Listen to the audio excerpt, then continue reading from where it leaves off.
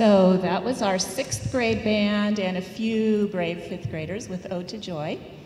A few years ago, we started having the 6th graders play for Grandparents' Day, and that's been a good thing, but I've never been quite brave enough to put the 5th graders up here because they just started playing in September, just maybe barely a month, and I thought, no, they're too new, we're not ready, the grandparents might be scared, and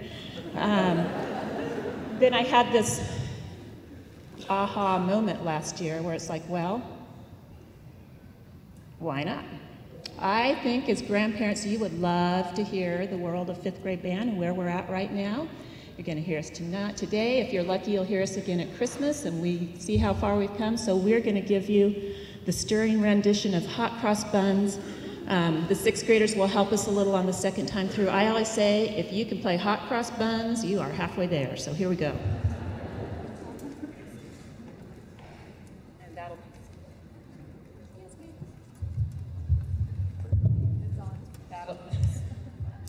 That'll be followed by Lightly Row, also helped out by the 6th graders.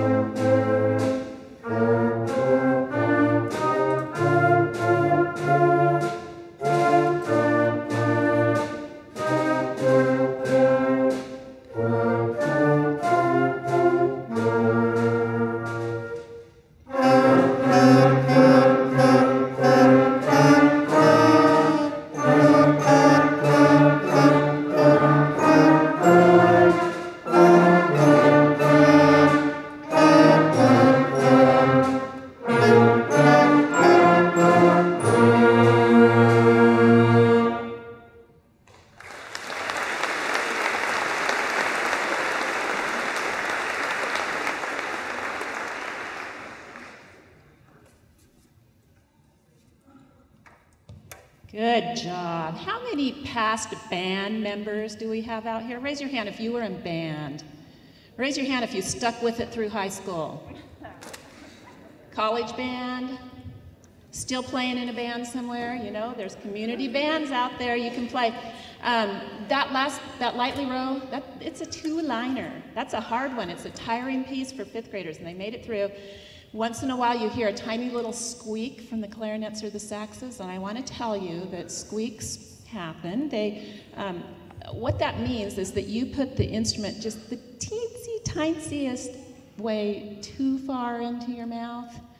And so they're working on finding just that exact spot that they can put their instruments that gets a nice tone, but doesn't make a squeak, and it's a very fine line. So if you're going to come back at Christmas, a few less squeaks, spring concert, a few less squeaks, come to junior high band, you're not going to hear those. So, you know, we just love to hear them playing, squeaks and all, and it takes a lot of brains. You're using a lot of your brain to play a musical instrument. It's really good for you. It's hard. It's good for you. It's way harder than math. Ever thought about being. So we have one last piece for the sixth graders. This has been a favorite among sixth graders for several years, and we have some little solo parts, so enjoy Boogie Blues.